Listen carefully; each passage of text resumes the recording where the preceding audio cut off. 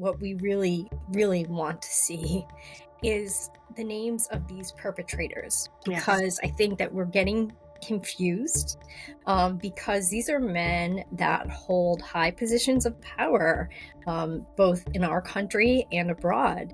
And it can be really hard for us to think of men that we look up to in different ways, um, could do things like this. But at the end of the day, this was a crime. And it's a crime of sex trafficking. Sometime in the next few days, the Justice Department is expected to release its Epstein files. Jeffrey Epstein survivors are bracing for that moment, and some of them tell me that they're entirely in the dark about the timing of the release, as well as what information exactly is going to come out.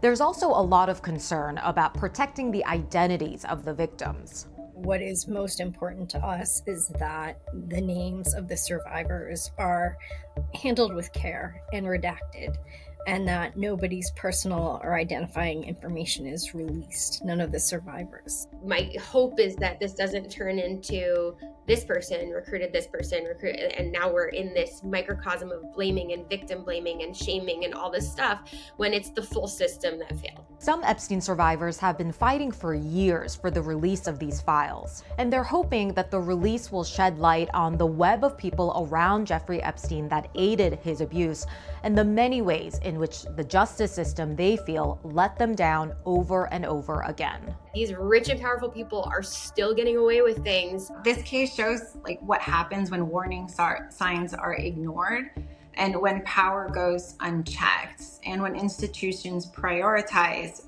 reputation over protection.